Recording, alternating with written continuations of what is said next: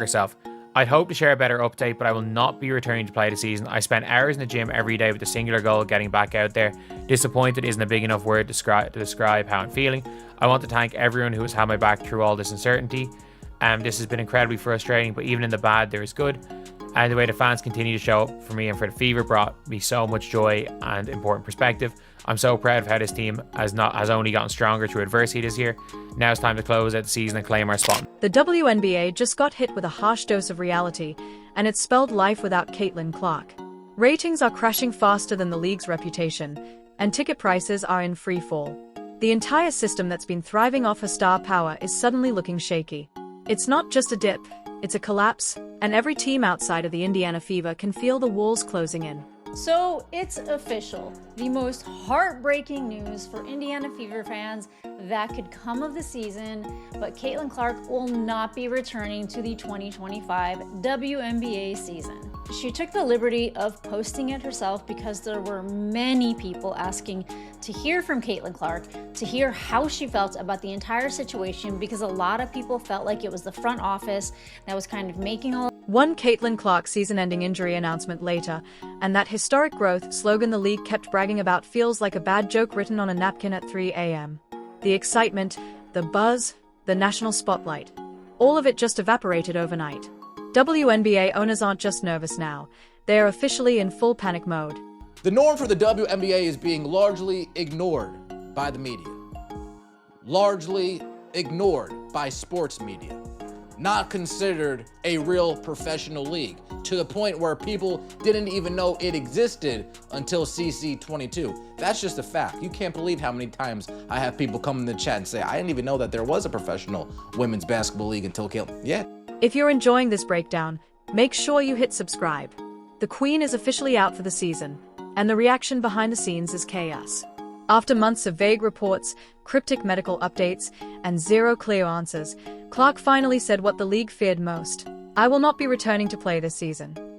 That one sentence flipped the entire WNBA upside down. The Fever and Clark saying that she tried to get back on the floor. It appears that she just ran out of time, not able to get enough confidence back in her body as the season wraps up and the playoffs are likely about to begin for Indiana. I mean, it's a gut punch that basically encompasses an entire season of them. The Fever have lost so many players to injury, but obviously none bigger than Clark. And there was such a wait for this second season after her magnificent rookie season. And then, the anticipation of her possibly coming back only. The Fever can finally drop the act. There's no comeback on the horizon. There's no schedule. No miracle timeline. Just a giant hole where the league's biggest draw used to be. And that panic? It's spreading from locker rooms to corporate boardrooms faster than wildfire. When she was supposed to return versus the Minnesota Lynx, supposedly, and then the Scott Agneses and all them start talking about she suffered a bone bruise in Phoenix, I told y'all it was a wrap. It was done. It was done. They knew it. And I believe they've known far longer. They have known. They've kept us fans in the dark, and it sucks. It absolutely sucks. Man, I was so looking forward to watching Caitlin Clark play this season. Now we have to wait an entire offseason, and we don't even know what's going to happen. There might be a lockout. There might not even be a 2026 season. Let's break down the numbers. When Caitlin Clark was active and lighting up the court, the Indiana Fever were averaging 1.26 million viewers per game.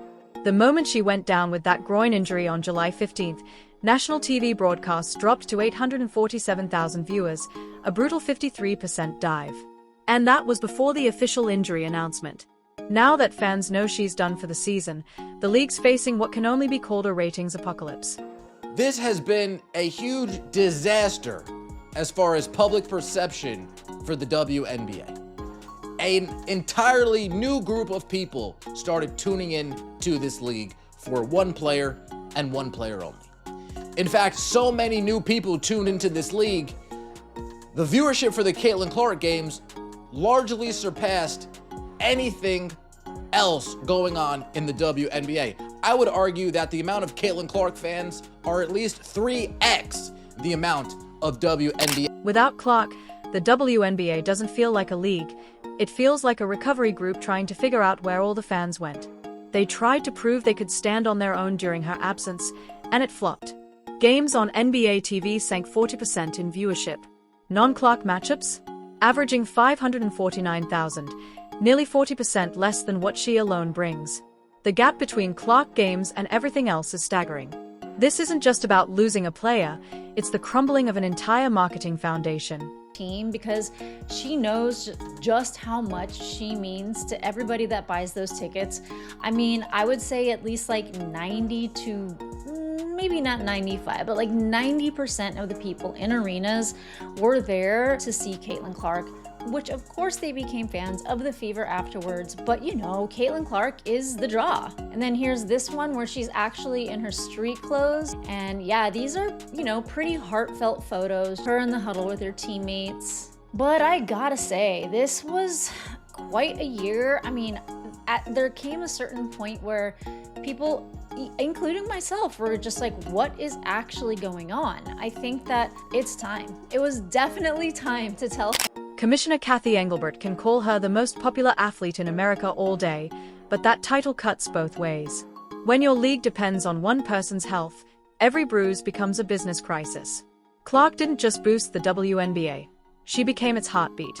And now, with the Fever barely hanging on to the 8th seed at 21-20, a playoff appearance looks unlikely. The team that was supposed to headline the postseason is suddenly fighting for relevance, without their floor general, without their marketing engine, and without their superstar. Here, Indiana Fever will be either a first-round exit or may not make the playoffs. I really believe that Mystics game is a trap game. Also, I don't know if they have all the pieces anymore now with Chloe Bibby out for the rest of the season, another random player, but we drafted her. We kind of know her, but still, she wasn't part of the team for the majority of the season. And then Aerial Powers and Odyssey Sims and Shea Petty. Who are these people? You know what I'm saying? The Indiana Fever are no longer the Indiana. The economic fallout is massive. Sports economist Ryan Brewer estimated Clark's financial impact could reach $1 billion this season. That's not just ticket sales, that's tourism, merch, and broadcast money. Meanwhile, other players are still trying to translate likes into real influence. The jealousy? Oh, it's about to get louder. The targeting she endured all season wasn't just physical, it was systemic. The league had one job: protect their investment. Instead, they let her get hacked, bruised, and sidelined.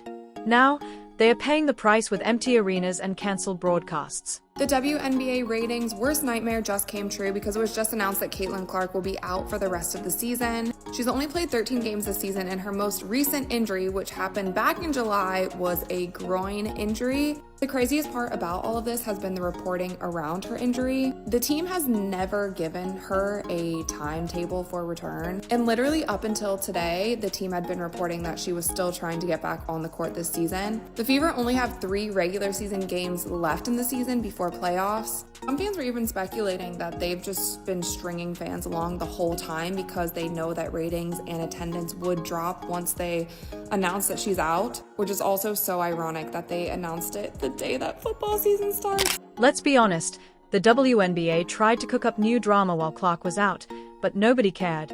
Angel Reese's rivalry games without her? Attendance tanked.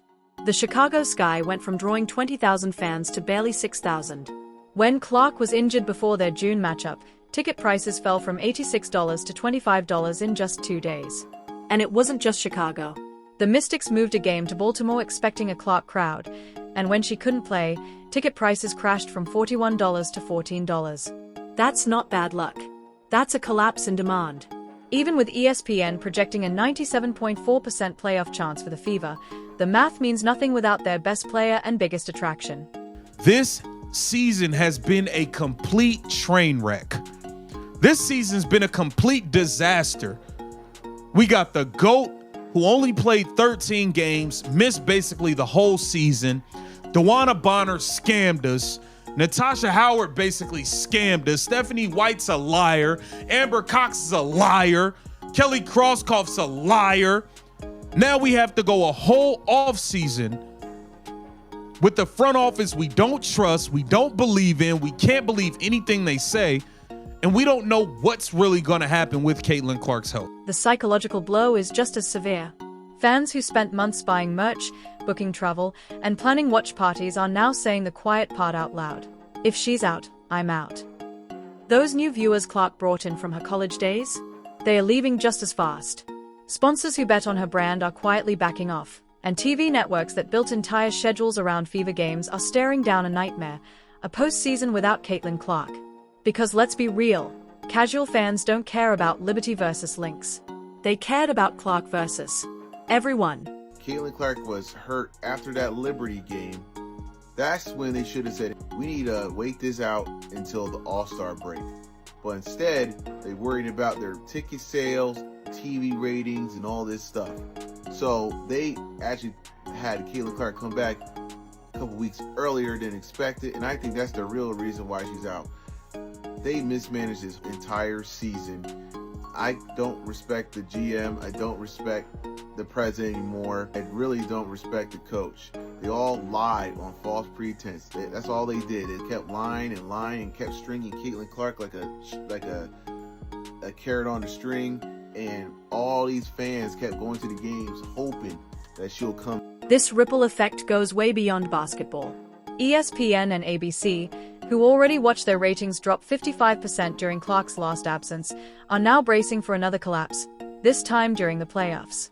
The networks that built their identity around her coverage are about to learn the hard truth. They needed her more than she ever needed them. And here's the poetic part. Clark didn't drag it out. She didn't tease a comeback. She ripped off the Band-Aid and told the truth, dropping the biggest bomb possible right before playoff season. The Fever's title hopes? Gone. The WNBA's golden goose? Officially cooked. A huge blow for the Fever, but also for the entire WNBA. Caitlin was out with an injury back in June. Viewership dropped over 50% across the league. That's the kind of effect that she has on things. And it seems like from her post and how they announced it, Caitlin was the one that was trying so hard to get back on the court. She has traveled to every single away game. She's always meeting with fans, taking photos, signing autographs, doing all of the things because she knows how many people come out specifically to see her. But I'm really interested to see what viewership and attendance looks like now that it's official that she's done. The league spent months claiming they were bigger than one player. Clark's announcement proved they are not.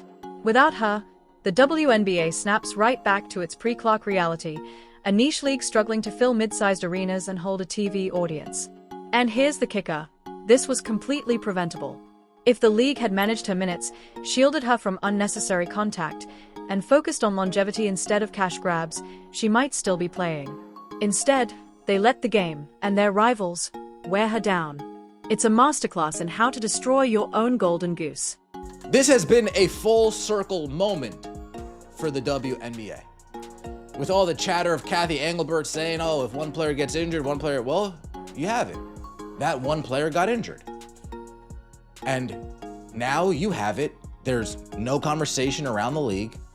No positive, no negative, no conversation at all.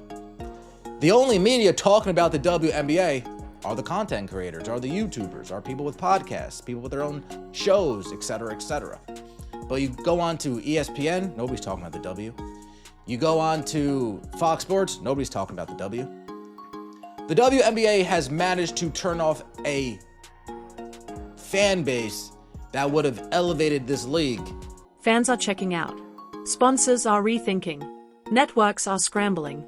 The WNBA built their identity around Caitlin Clark, and when she stepped back, she took the league's momentum with her.